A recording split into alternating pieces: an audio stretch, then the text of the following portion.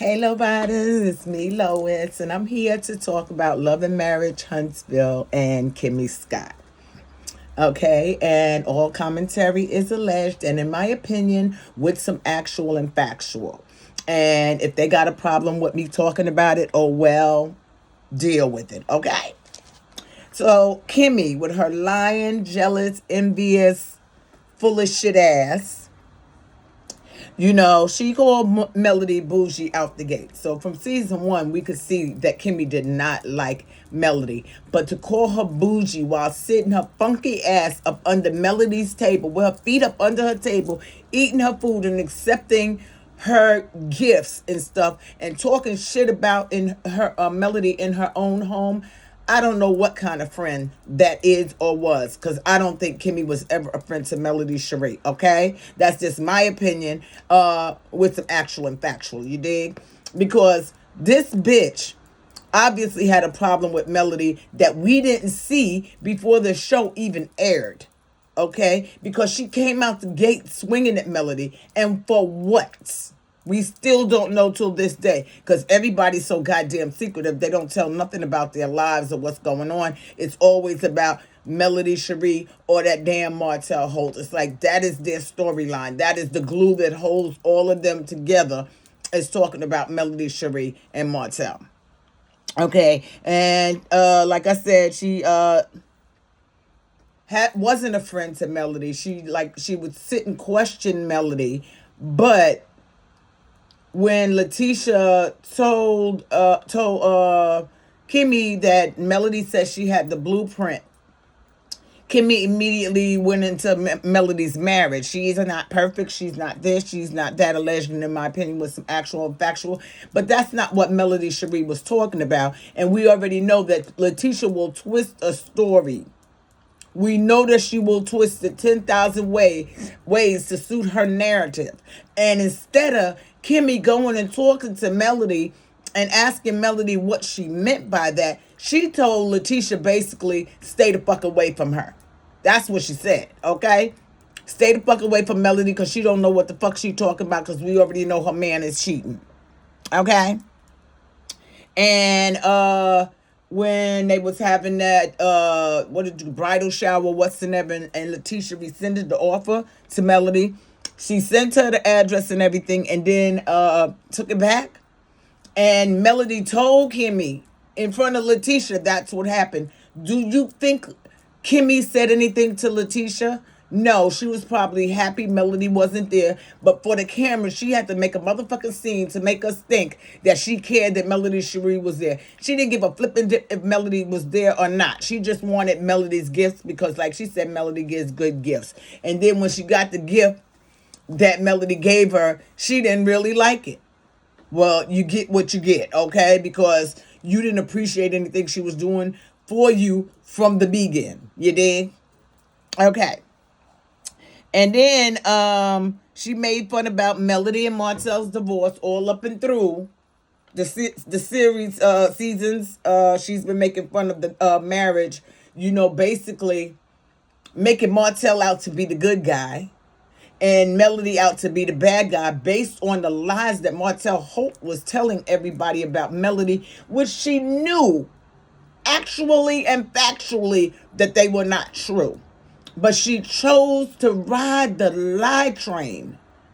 I don't understand that. I really don't understand that. You claim to be above the fray and you don't get into all that shit, and then you always talking about, well, actually, and, trying to be more intelligent than you really are. Because to me, you give off simp. You give off simple-minded. You give off can't think for myself.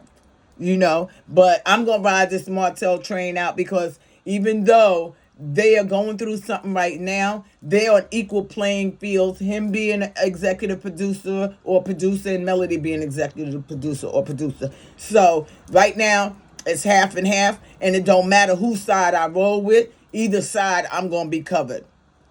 Well, shit is hitting the fan now, ain't it, Kimmi? Okay.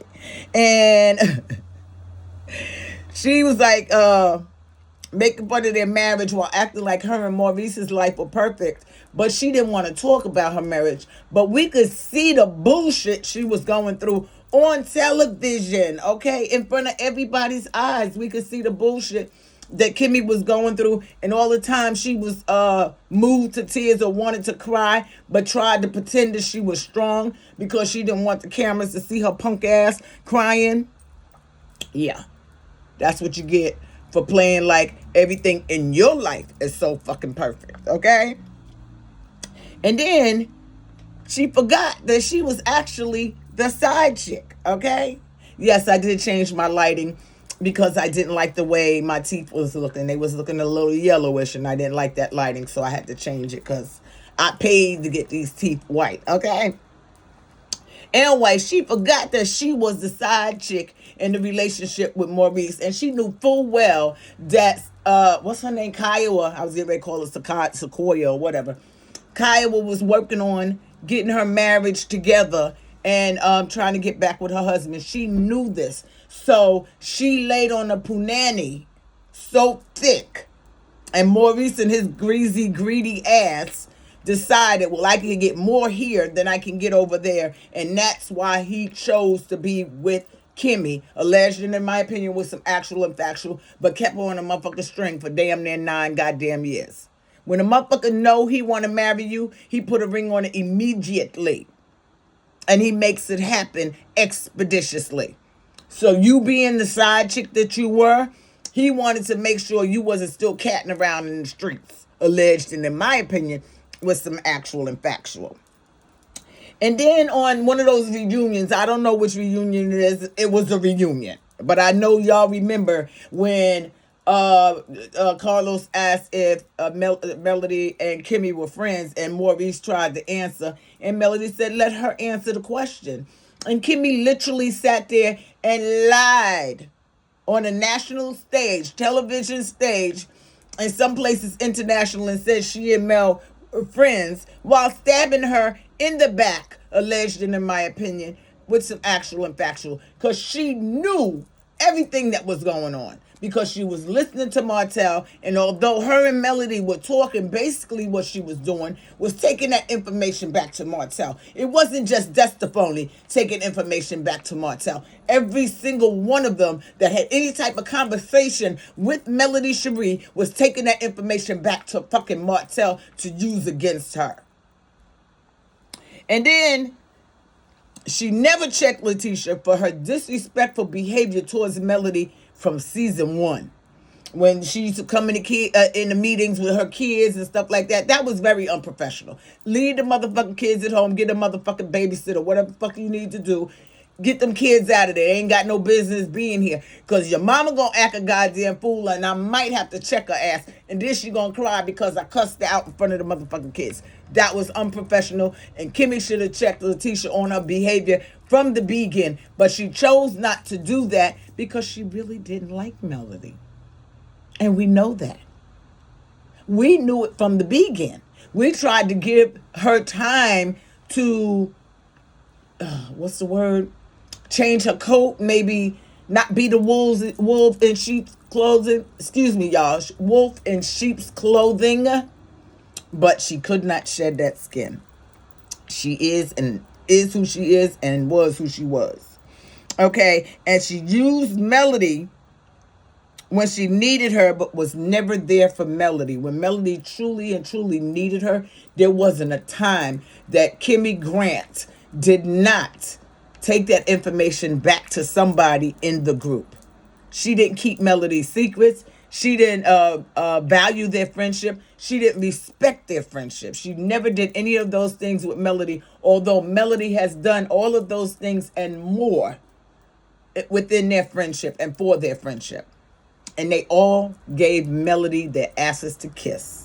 And they can kiss my funky emotion in Macy's front window at 12 noon. Because all of them bitches knew about that goddamn revenge porn tape. And we already knew it. We didn't need Letitia to tell us that they knew about it. That's why they were acting the way they were fucking acting. And taking Martell's side. Because, like I said, it was half and half. Okay, she's on this side, and there's a lot of people that don't like her, but there are thousands that do like her.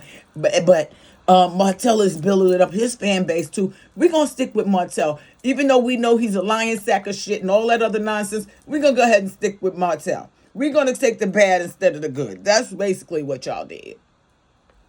And didn't appreciate Mel for being the only one to step up during her cancer diagnosis. And that's a serious thing. Melody was there for you. Your sister-in-law wasn't there for you. And I don't give a flipping dip how you flip it, flop it, or turn it. We didn't see that on TV. What we saw was Melody being gracious and humble enough to come to you and be there for you and walk you through your motherfucking journey. Even your goddamn husband wouldn't do that shit. I think the only one that cared the most about you was Marceau and, of course, Melody Shari. The rest of them didn't give a flipping dip. Okay? Now let's get to the last page because Kimmi get on my goddamn nerves. They all get on my nerves except Melody Shari and Marceau sometimes. She made fun of Melody Shari's name-changing ceremony, claiming it was corny, but then had the nerve to get mad because she wasn't invited to the name-changing ceremony. Now, where the fuck they do that at, Kimmi? You've been making fun of this woman, talking shit about this woman, and she knows this. She's overheard y'all. She's seen it. Shout out to Moses and all of that. But you expected her to invite you to an event that was very personal to her. And then had the nerve to try and school Melody on the stigma in the black community about not having the same last name as your children do. Us people don't care about that. Black folks don't care about that shit. And half the white folks don't care about that shit. The only people that care about that shit is people like you. Okay, because we don't give a flipping dip. If you got a mommy and a daddy, that's all the fuck that matter. Okay, mommy and daddy could be separated because it's been going on for ages, okay? Mommy and daddies have been separated for eons, and their kids go to school and get along great with the other kids, and nobody teases them about not having the same name as their mother. Okay? They got their daddy's last name. And let's not forget, Melody was married when she had all of her children, okay? And you weren't. Alleged, in my opinion, with some actual and factual. So she can make the choice not to carry her children's last name, okay? They got their daddy's last name, which she had each and every one of them out of in wedlock. Excuse me, not out of wedlock, but in wedlock, okay? And then you didn't give a fuck. You was just mad because Melody had to check your ass about what you was saying in regards to the stigma in the black community. Your ass was full of shit. You was trying to make a scene. Tisha was in the background laughing and shit. And then when Melody checked your motherfucking ass, both of y'all was like, oh, you know what I'm saying? Oh, yeah, that's what y'all was looking like. Okay? You continuously covered for Martell and took his side, fully knowing everything he said about Melody Shari was a lie, especially about that revenge porn. Y'all knew it, and I believe every single one of y'all saw the video. I don't give a flipping dip what nobody say. I believe every one of y'all saw that goddamn video. And then every one of y'all knew it was Martell Holt. Because even Carson Blue, knew that was Martell in the motherfucking video. And y'all gonna tell me y'all friend of 600 years, you couldn't tell that was him trying to pretend it was another dude to make it seem like Melody Shari was cheating during her marriage when it was in her marriage that she was giving her husband fellatio? Y'all motherfuckers get on my goddamn nerves. And then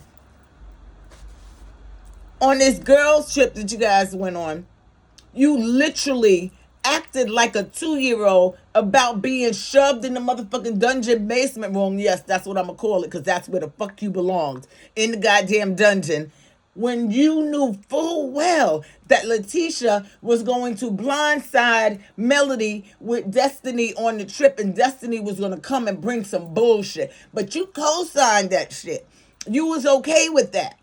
And then you wanted to whine about a goddamn room and then try to fight Linnell because you were mad that she came and jumped into it. Kimmi, you're a snarly, snaky bitch, okay? Let's be real clear about that. Snarly, snaky bitch. And whatever happens down the pike, I'm here for it. Because I hope now that everybody in the world that watches this show knows that everybody knew about the revenge porn and covered up the shit and lied for Martell, so forth and so on. When her attorney get through with all of y'all, she fucking owns Kingdom Reign. Every one of you motherfuckers get fired. Okay? Let's be real clear. Every one of you some bitches get fired. And Melody ends up doing Love and Marriage Huntsville with some people that got some goddamn sense. Loralis, that's all I got to say in this commentary. I will be back to talk about somebody else later. It might be Destafoni because she getting on my motherfucking nerves. Now she fucking with Dustin Ross after she lied to Dustin Ross about Melody and LeBaric. Hey, LeBaric, boo! Having some sort of relationship and plotting to get them arrested and all that other nonsense with her lying sack of shit and ass. Ooh, I can't stand her. But anyway, I will talk to you guys in the next video. Please comment, share, like, share with your family, friends, your enemies. Tell them that Lois said, come on and low ride with us and let's hear this commentary. And please, definitely share my video with everybody. Thank you so much for listening to me. Wakanda forever. I love each and every one of you sincerely. Mwah. Peace.